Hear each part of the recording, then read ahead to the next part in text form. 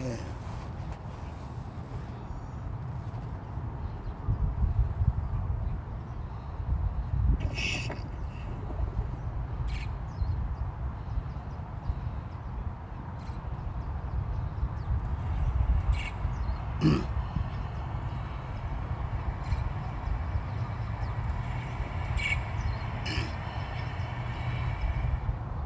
Hey, all right, shalom, shalom. I want to start off by giving all praises, honor, and glory to Yahweh, by Hashem, Yahweh Shai, by Hashem and Kodash. I'm saying give double honors, Salakia. I'm just making sure that I'm good.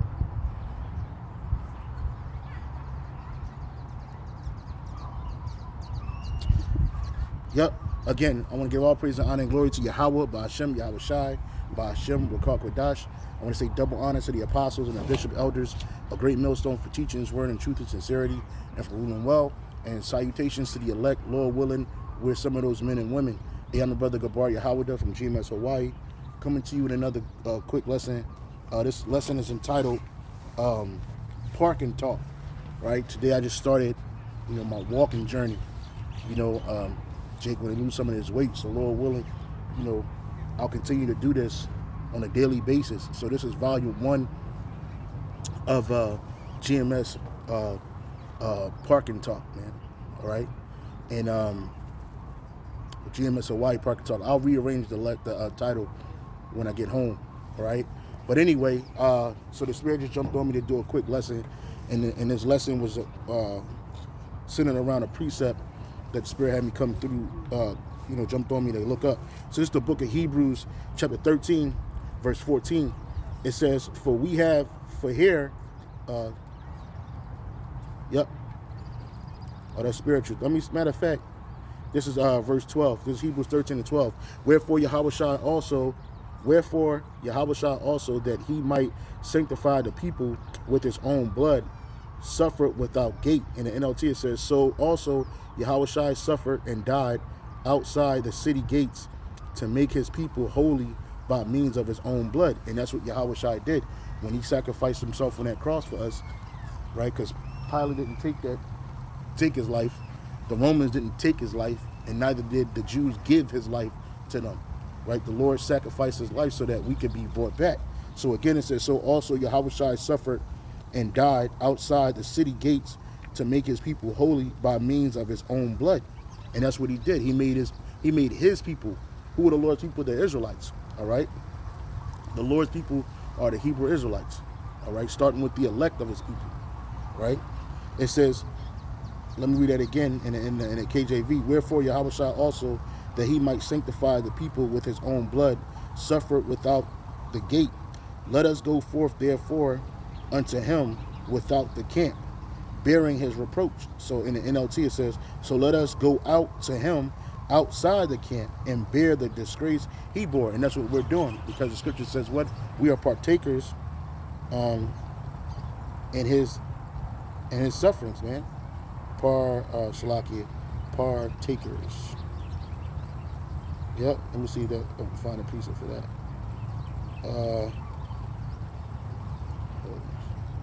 So bear with me, brothers.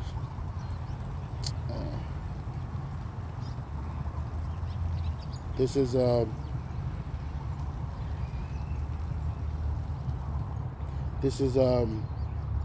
First Peter chapter 4 First Peter chapter 4 verse 13. First Peter 4 and 13. It says, but rejoice in as much. I'll start at 12. This is 1 Peter 4 and 12. Beloved, think it not strange concerning the fiery trial, which is to try you, as though some strange thing happened unto you. Yeah, because once you wake up to this truth, hey, you start catching hell. You start going through this fiery trial. Remember where the Lord is liking us, Lord willing, we're part of the elect. The Lord is liking us unto a gold or silver tried in the fire. All right?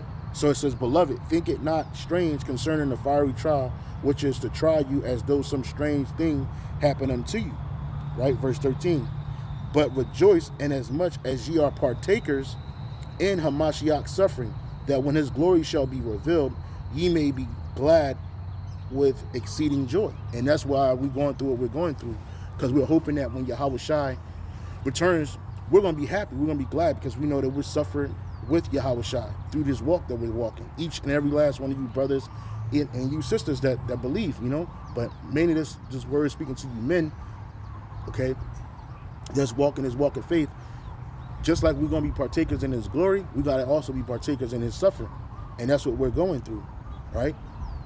Because remember in Romans it says that we're joint heirs, we're joint heirs with Yahweh Shai. Matter of fact, I'll get that. Joint heirs with. This is the book of Romans, chapter 8, verse 17. Romans 8 and 17. Just bear with me, bro. I'm trying to get it in.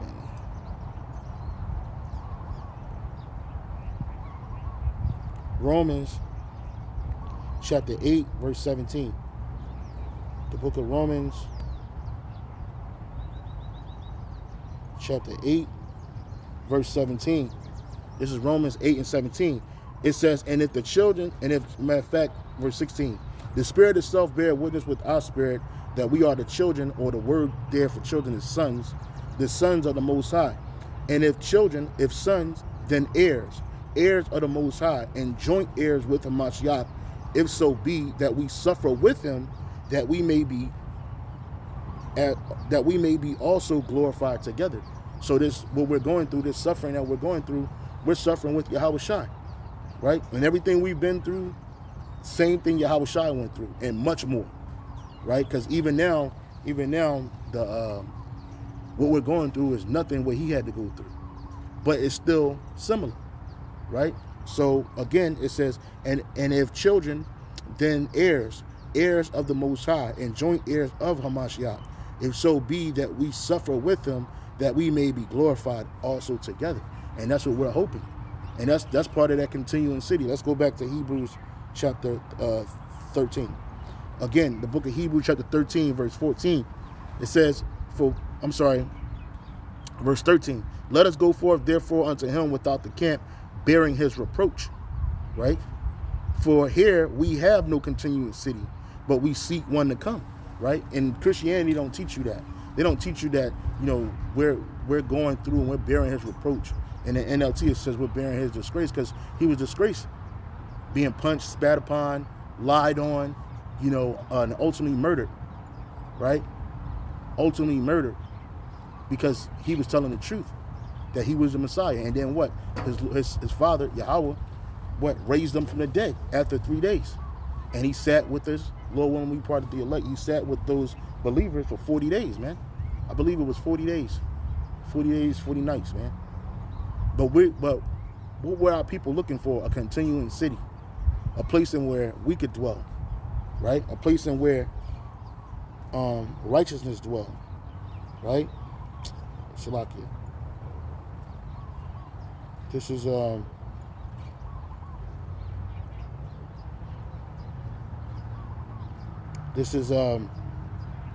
2 Peter chapter 3, verse 13.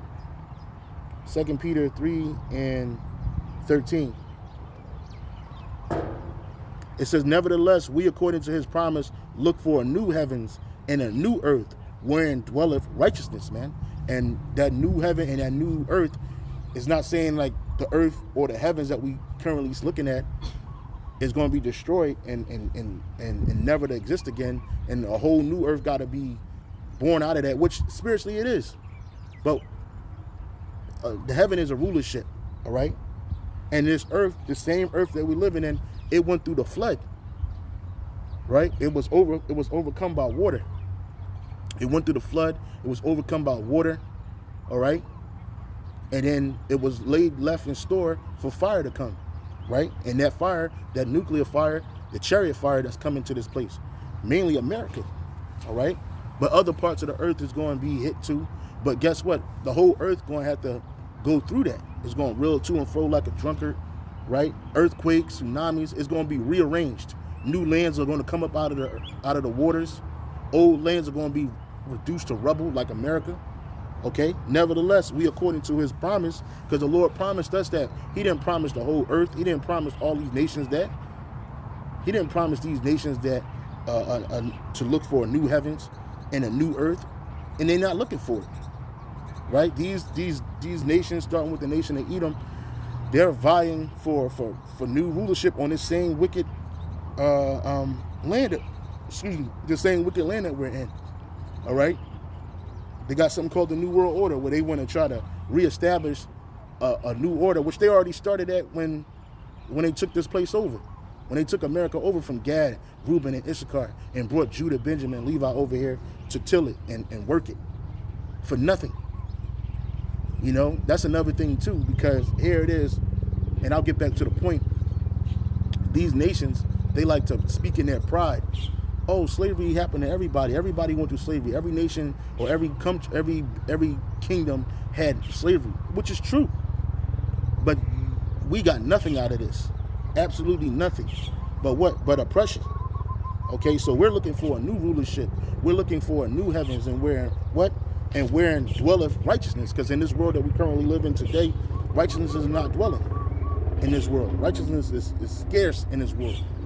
Right? Wickedness is in this world. If you're not wicked, you're not making it in this world. Right? You got to be wicked to make it in this world. Okay, you got to be a Satan worshiper. You got to be an idolater. You got to be wicked and evil. And that's not a world that we can dwell in. So the world we're looking for to dwell in is a world with righteousness, and that's what Yahweh Shai is bringing. And this is what we're yelling, and this is what we're exalting, and this is what we're heralding. Look up the word herald, H-E-H-E-A-R-L-D.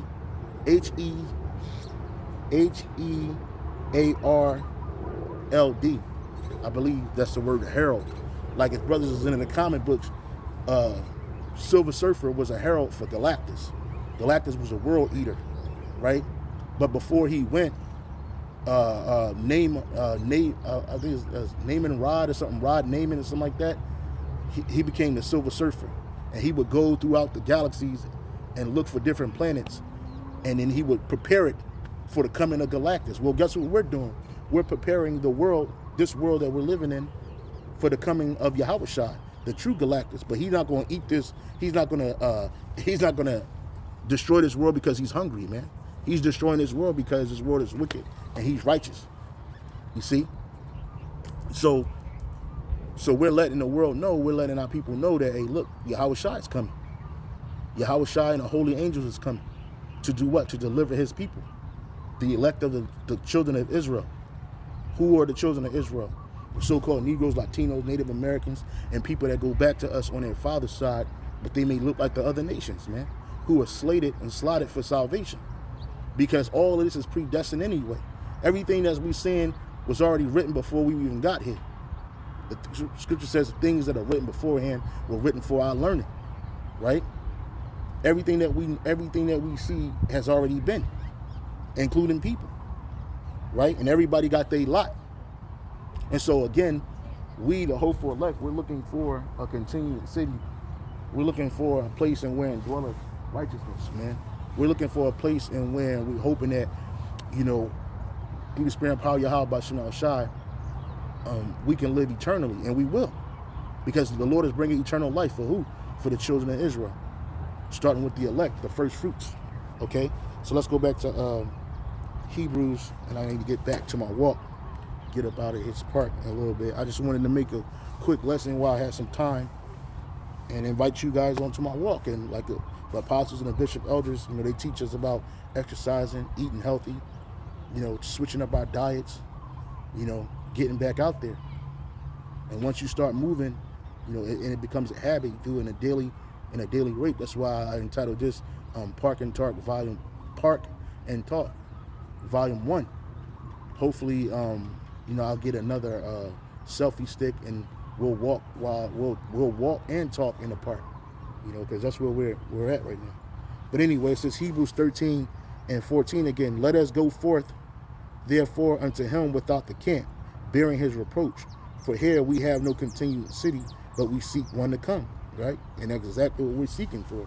And that continued city, and that continued place, that continued world, is because that's what that word for. That's the word for world. City, in Hebrews 13:14. That word for city is polis, right? A city, one's native city. the city in which one lives. And hey, hey, the heavenly Jerusalem, which we are. Jerusalem is a people before it's a place. That's why John saw Jerusalem descending from the sky. And that's that new Jerusalem that was descended from the sky, were the elect Israelite men that were saved out of this destruction of America, Babylon the Great, and from around the world. Okay? But the great deliverance is going to be here in America, Babylon the Great. Right? So it says, but in the NLT it says, for this world is not our permanent home. And you got a lot of Jake treating this world like this their permanent residence. Like they're going to live and grow old here, and they're going to create some type of industry here that's going to last for a time and time again. You know, that's what they believe. But that's not true. This place that we're in right now is going to be destroyed, and everything in it is going to be destroyed. All people, all things, even these animals here on American soil are going to be destroyed, man. Right? Because if you were sitting where I'm sitting and you actually had this view that I'm looking at, you're like, damn, it's like the Garden of Eden. All of these trees. I'm from a city where it's nothing but concrete, drugs, killing, murder, stealing, lying, adultery. Everything that the Lord is against happens in the places that we originally come from in this country, you know. And even here in Hawaii, you still got that shit going on.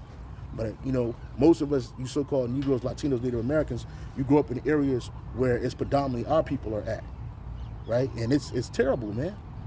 And you got Jake really having fun, enjoying that wickedness. But there's nothing to be enjoyed about that, you see? So again, we're looking for a continued city. And even the apostles, they asked the Lord, right? This is the book of Acts, chapter 1, verse 6. And I'll end it off with this, Lord willing. It says,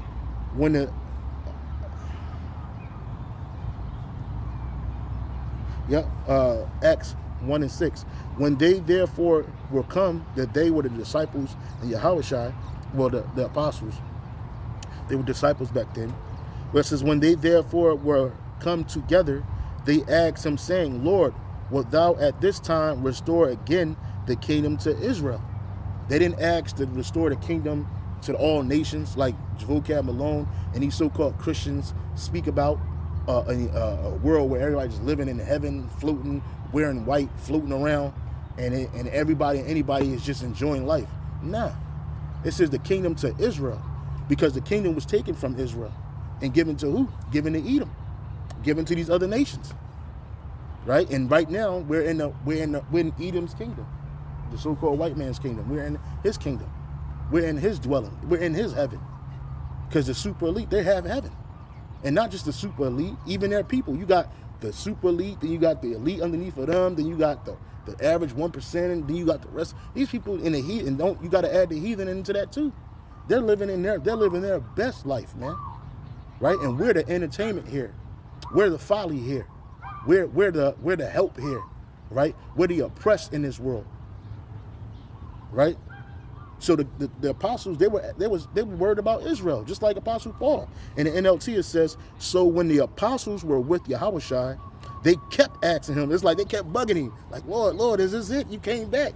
You died on the cross. You came back. You were buried. Died on the cross. You were buried for 3 days. You came back. The Lord brought you back, and you're doing these miracles even still. Is this it? Is this it, Lord? You gonna bring us home? This is it. This is what Yahushua said. And when they would therefore come together, they asked him, saying, Lord, wilt thou at this time restore again the kingdom of Israel? In the KJV, in the NLT, Salakia, that same precept, verse 6 says, so when the apostles were with Yahushua, they kept asking him, Lord, has the time come for you to free Israel and restore our kingdom? Because the world that we're in right now, we're in prison. This is oppression. We're in hell. We're in prison, bro. Right? And we need to be restored. What? Restored to what? To our kingdom, which is an everlasting kingdom, which is Yahushua's kingdom. Right? And he said unto them, it is not for you to know the times or the seasons which the Father had put in his own power. Right? And that's right, because Yahushua don't even know the exact time that he coming, but we know through the Spirit, through the scriptures, through the word. Read 2nd Ezra chapter 9, start at the top. right? Second Ezra chapter 9, starting at the top. Right? It says what? It says, he answered me then and said, measure thou the time diligently in itself, and when thou seest part of the signs pass, which I have told thee before, then shalt thou understand that it is the very same time wherein the highest will begin to visit the world which he made. Right? Therefore, when there shall be seen earthquakes and uproars of the people in the world, and that's happening as we speak right now. Look at Bangladesh, look at Venezuela, look at Paris, not Paris, look at Bangladesh, look at Venezuela, look at the UK. And you can best believe, Lord willing, and November 5th, here in America. All these different countries are in an upheaval at the same time. You got the Olympics, the so-called Olympics going on, right? And just what, last year, the year before last, Paris was on fire, right? Before that, Greece was on fire, right? And it's major uproars going on. Right now, you got people marching in America for against Israel and Palestine. You know what I'm saying? You got they still reeling from the shooting of, I think her name was Sandra Massey or something like that, who got shot in the face by that police officer, right? People, and some Jake, he just got put to death too. He got choked out by the cops too. So it's a lot going on. But when you see these things coming, when you see these things happening in the earth, it says, therefore, when there shall be seen earthquakes and uproars of the people in the world, then shalt thou well understand that the Most High spake of those things from the days that were before thee, even from the beginning. See, these are words of prophecy. And it takes prophets to speak these words, to be able to see these things through the spirit and power of Yahweh Shem Shai, to see these things, whose ears are open, whose eyes are open, to see these things biblically, right? And that's what we're seeing. See, a prophet is not a person that's telling you that, oh, you're going to get a good job, or you're going, it's a time of reaping in your season, or it's a time of getting money and getting the things that you want most dear to your heart. Hell no. The prophets told you what the Lord was going to do before he did it, because the Lord put the word and the spirit on these prophets to do these things, and they were men. Okay? Men of Israel. Telling you that, hey, listen, man, death and destruction is coming. War, wrath is coming. All right, let me see if anybody put anything on the comment board. Ecclesiastes, the chosen one, Ecclesiastes 1:9, the things that have been is that which shall be, and which is done, and there is no new thing under the sun. Exactly. If one of you brothers can post Jeremiah 28:8, Jeremiah 28:8. The prophets of old didn't, as a matter of fact, I'll read it. Jeremiah 28:8. Jeremiah 28, verse 8.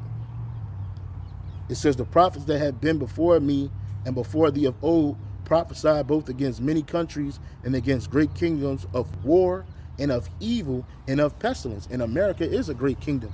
America is a great country, a nation. And what's coming to this place? War, right? Evil, which is bad times, and pestilence. Matter of fact, today, what happened today? The fucking markets crashed. All the markets are fucking in shitter right now. Everything is in red right now. And just a couple days ago, what's this guy? Warren Buffett and Berkshire Hathaway, they sold off for like 38 billion. I think it was like 38 million shares of Apple. They just sold it off. And then what? 2 days later, a crash happened. I'm not saying that's the reason for the crash, but it's a lot of shit going on in the earth. People, money is funny right now. You're talking about another recession, right? And then you got uproars of the people. That's a bad time for somebody that got money in the stock market. That's a bad time. The markets to be down like that. It ain't just the American markets, the Japanese markets, the Chinese markets. Salakia. Hold on, brother. Hold on. Salakia. Hold on.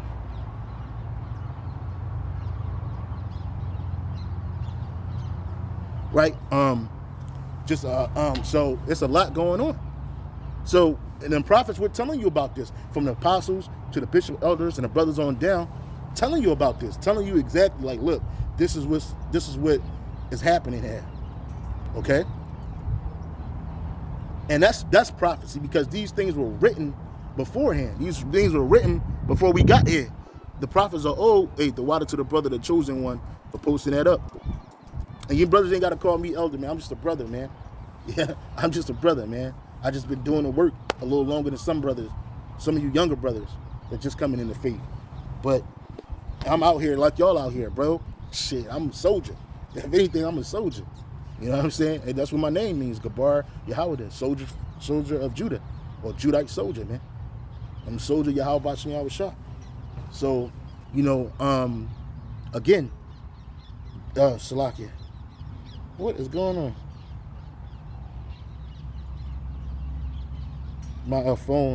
My phone just picked up everything I said and actually typed it out. Salaki, I'm just trying to delete it. I don't know what is going on. These phones, they pick up everything you say, and then they put it down like you mean for it to be dictated. But yeah, it's a lot going on in this world right now, and Salaki. It's a lot going on right now in this world, and it's things that have been prophesied about. So again, Jeremiah 28:8, and the prophets that have been before me and before the old prophesied both against many countries and against great kingdoms of war and of evil and of pestilence. Exactly, right? They wasn't prophesying that everything was going to be great with this place, right?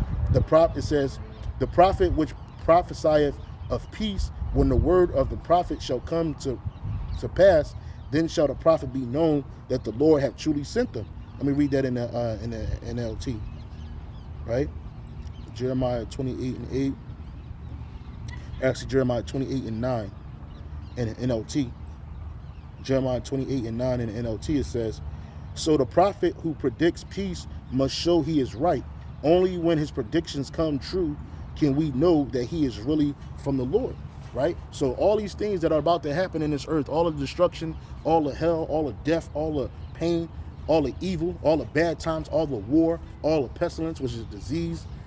When these things come, you're going to know that, hey, look, a prophet was amongst you and that we were truly sent. That's why in the book of 2nd Ezra chapter 16, it says what? Then shall be known who are my chosen. Because you got a lot of Israelite groups out here today. Even more since I came into the faith, and only been here like, 10 years. You know what I'm saying? That's nothing in the eyes of the Lord. I've been here like less than 10 minutes. You know what I'm saying? And guess what? All these different Israelite groups popping up. I remember it wasn't even a quarter of these Israelite groups popping up when I first woke up through the Spirit. You know, I remember it was the Apostles, a great millstone, Bishop Elders, a great millstone. I remember GOCC was out hot and heavy, ISUPK, IUIC. You had a couple other, a handful of other like fringe Israelite groups, but it wasn't like it is today. And now everybody's getting upset when the apostles say that we have here at Great Millstone that we have 100% truth, but we do, because we're telling you everything, and this stuff is coming to pass. And it's no fault of our own. It's Yahweh Bashem Yahweh Shai, man. You know what I'm saying? It's the Lord's will. It ain't our will. Okay? And the good times are not coming back to America. America's not going to be made great again. You're not going to prosper here in this place. No. This place is being set up for the kill. It's for a long time. And rightfully so. Judgment is coming to this place. So we're not seeking to pitch a tent here in America and live forever. We're pilgrims on the earth. We're about to move. We move around. We move. And we're about to go home to our place. The Lord's about to bring us home. So with that, I'm going to end it off with Isaiah 14:1. Isaiah 14 and verse 1. It says, for the Lord will have mercy on Jacob and will yet choose Israel and set them in their own land, and the strangers shall be joined with them, and they shall cleave to the house of Jacob. In the NLT it says, but the Lord, Yahweh Bashem Shai, will have mercy on the descendants of Jacob. Who are the descendants of Jacob? We are the so-called Negroes, Latinos, Native Americans, and those that go back to us on their father's side, the Israelites. He ain't say he's going to have mercy on the descendants of Edom. He ain't say he's going to have mercy on the descendants of Moab, Ishmael, Ham, Japheth. Hell no. But the Lord will have mercy on the descendants of Jacob. He will choose Israel as his special people once again. Because see, we ain't been looked at as the Lord's special people for a long time, bro. He will bring them back to settle once again in their own land, and the people from different nations will come and join them there and unite with the people of Israel. And the people from those different nations that's going to unite with us are the Israelites that were scattered amongst these different nations. All right? The Israelites that are scattered amongst these different nations. Right? Who is set up for salvation, man. So the Lord's going to have mercy on us, and that's our continuing city. And Israel's going to be way bigger than the swath of land that you see today that they're fighting over and killing each other over. They're fighting over stolen property, just like America is stolen property. It don't belong to these Edomites. It don't belong to you other nations, man. It belongs to the Israelites, chiefly Gad, Reuben, and Issachar, the tribes of Gad, Reuben, and Issachar, who dwelt here before them, before these people. Okay, so our time is coming. So I gotta get back to my walk, get up out of here. I hope you were edified. Lord willing, we'll meet on volume 2, right? Maybe there'll be tomorrow, maybe the day after tomorrow, but hopefully throughout this week I continue to get my walk on and get my steps in, man. So with that, I'm gonna say Shalom, all praise and honor and glory to Yahweh, by Hashem, Yahweh Shai, by Hashem Dash. Double honor to the apostles and the bishop elders, a great millstone. Salutations to my fellow Ak, and keep pushing, keep striving. We almost out of here. Hey, Shalom.